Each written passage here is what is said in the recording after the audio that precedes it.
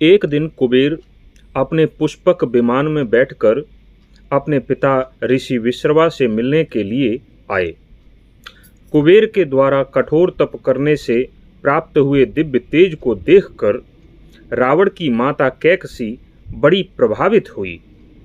तभी उस राक्षसी को अपने पिता की योजना याद आ गई। वह अपने बड़े पुत्र दशग्रीव अर्थात रावण के पास आकर बोली कि हे पुत्र दशग्रीव, तुम अपने बड़े भाई वैश्रवण अर्थात कुबेर को देखो, किस प्रकार दिव्य तेज से शोभा पा रहे हैं।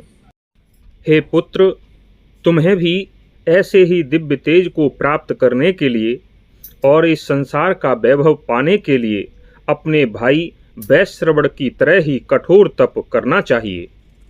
अपनी माता के समझाने पर रावण ने कठोर तप करने का निर्णय कर लिया और कुछ समय के बाद वह अपने भाइयों के साथ गोकर्ण के एक पवित्र स्थान पर गया।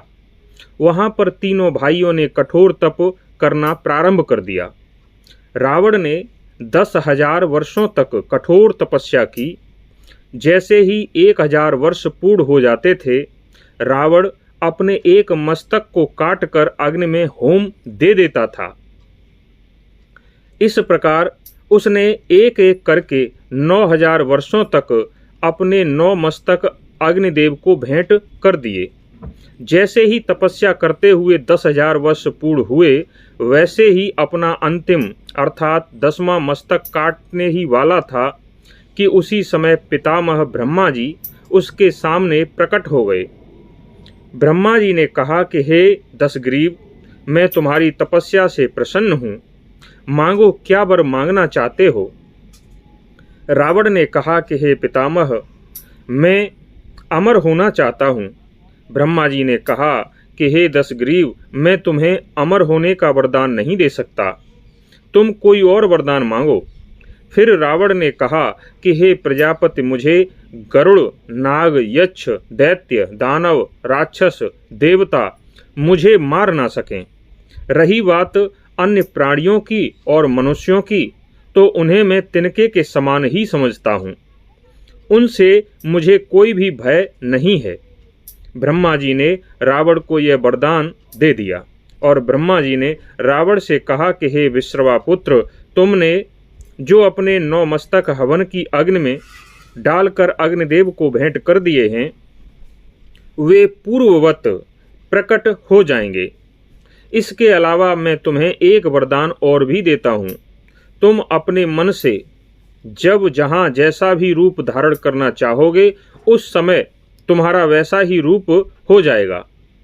ब्रह्मा जी के इतना कहते ही राक्षस दशग्रीव के वे 9 मस्तक जो अग्नि में होम कर दिए थे, फिर से प्रकट हो गए। उसके बाद ब्रह्मा जी रावण के पास से चले गए। कुंभकर्ण ने भी बड़ी कठोर तपस्या प्रारंभ कर दी। उसने गर्मियों के दिनों में अपने चारों ओर आग जलाकर धूप में बैठकर तपस्या की थी। जब बरसात का समय आ गया, उस समय खुले मैदान में वीरासन लगाकर वर्षा के जल में भीगते हुए तपस्या करता रहा। फिर जब शरद ऋतु आ जाती थी, तब वह ठंडे जल के भीतर रहकर तपस्या करता था। इस प्रकार की तपस्या करना सामान्य व्यक्ति के लिए तो दुष्कर ही था, लेकिन कुंभकर्ण ने इसी प्रकार 10,000 वर्षों तक तपस्या की। कुंभकर्ण की तपस्या से प्रसन्न होकर ब्रह्मा जी कुंभकर्ण को वरदान देने के लिए जैसे ही प्रकट हुए कि सभी देवता आकर ब्रह्मा जी के हाथ जोड़ने लगे और कहने लगे कि हे प्रभु, आप इसे वरदान ना दीजिए, अन्यथा यह समस्त लोकों का नाश कर डालेगा। इस राक्षस कुंभकर्ण ने अब तक बिना वरदान के ही नंदन वन की 7 अप्सराओं को, देवराज इंद्र के 10 अनुचरों को, असंख्य ऋषि मुनियों को और मनुष्यों को व असंख्य प्राणियों को खा लिया है। यदि इसे वरदान मिल गया तो फिर तो कोई बचेगा ही नहीं। देवताओं की विनती सुनकर ब्रह्मा जी ने सरस्वती जी को बुलाया। सरस्वती जी प्रकट होकर ब्रह्मा जी से बोलीं कि हे भगवान, मेरे लिए क्या आज्ञा है?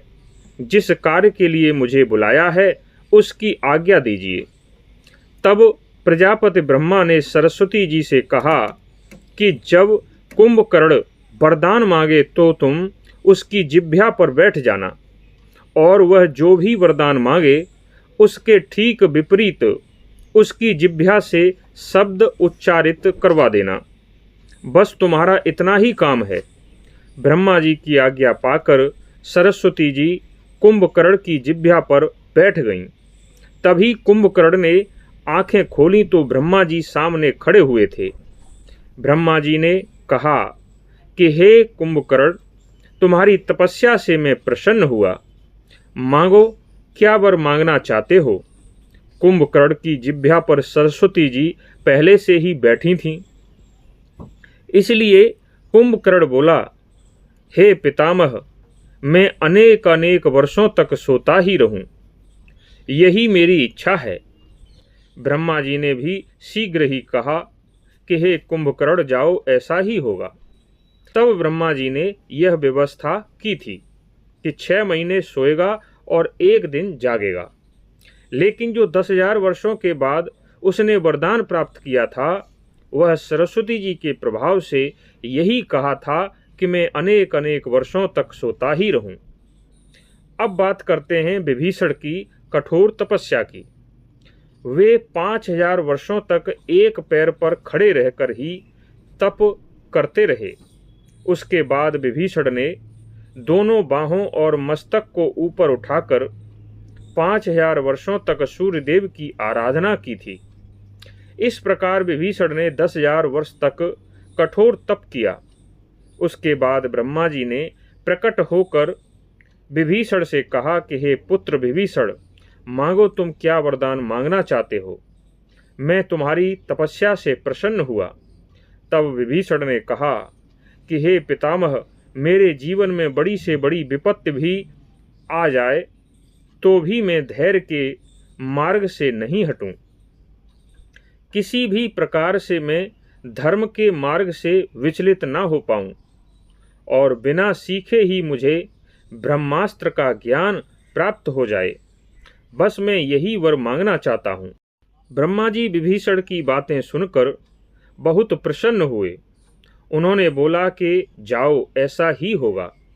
और इसके साथ साथ ब्रह्मा जी ने कहा कि तुम्हारी बुद्धि हमेशा धर्म में ही लगी रहती है, इसलिए मैं तुम्हें अमरत्व भी प्रदान करता हूँ। यह कथा हमने वाल्मीकि रामायण के उत्तरकांड से सुनाई है।